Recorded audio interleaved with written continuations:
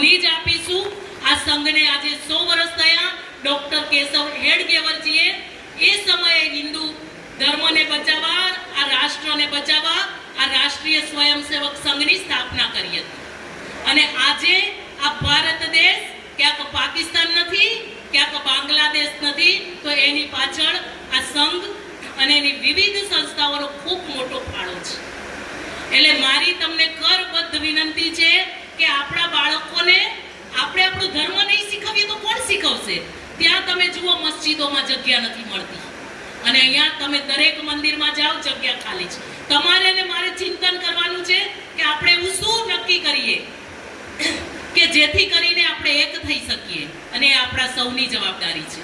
આપણે જ્યાં છીએ ત્યાં આપણી જો આવનારી પેઢી ટોપીઓ ન પહેરે, એનું ધર્માંતરણ ન થાય, આપણા એક રૂપિયો બચાવીને કરોડોના બંગલો બાંધવામાંથી એને સમય આપીએ છીએ આપણે, પૈસા બનાવો પૈસા બનાવો પૈસા બનાવો, અને એ પૈસા જ્યારે આપણે વારસામાં આપીશું, આપણો વારસદાર નબળો હશે તો ડ્રગ્સ જેહાદનો શિકાર બનશે, લવ જેહાદનો શિકાર બનશે, અને એ પણ ન બન્યો, અને જો હજુ પણ આજે પણ જો આપણે ન જાગ્યા તો આપણી પેઢી આપણા જ ઘરમાં ભૂખ્યા પેટે ઘરકામ કરશે, મજૂરી કરશે, ઉપર ટોપી પહેરી હશે, અને એ ઘરમાં વિધર્મીઓ રહેતા હશે।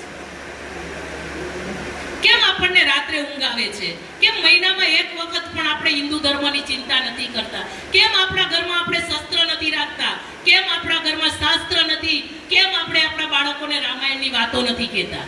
દરેક ઘરની અંદર આ પંચ પરિવર્તન છે ને, એના જે મુદ્દાઓ છે એમાં પણ જોજો, ઘરે બેસીને આપણે બાળકો સાથે વાતો કરવાની છે, એની જગ્યાએ મોબાઈલમાં, એની જગ્યાએ ટીવીમાં આપણે ક્યાં જઈ રહ્યા છીએ? આપણા ઘરથી આપણે શરૂઆત કરવાની છે, અને આપણા વારસાને બચાવવો હોય તો જો આપણે આજે નહીં જાગીએ, સંઘને 100 વર્ષ થયા તો નિમિત્ત છે। સંઘે એવું કહ્યું છે કે એનો કોઈ પણ કાર્ય કરતા હોય સંઘનો, એને કાર્ય નથી કરવાનું, કાર્ય સમાજ પાસે કરાવવાનું છે। આ હિન્દુ સંમેલનો સમાજ કરશે, સંઘ નહીં કરે, એની શાખાઓ નહીં કરે। કેમ એવું કરવું પડ્યું?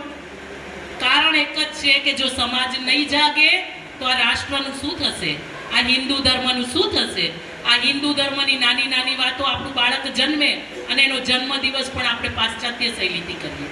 આપણે એ ભૂલી ગયા કે જ્યારે લોકોને ચડ્ડી પહેરવાની પણ ખબર નથી, દુનિયા જ્યારે કપડાં પહેરવાનું પણ નહોતી જાણતી, ત્યારે આ રાષ્ટ્ર પાસે, આ ભારત દેશ પાસે પુષ્પક વિમાન હતું। એનું ગૌરવ આપણે ભૂલી ગયા। નથી તો આપણને ગૌરવ કે નથી આપણે આપણી પેઢીને આપતા।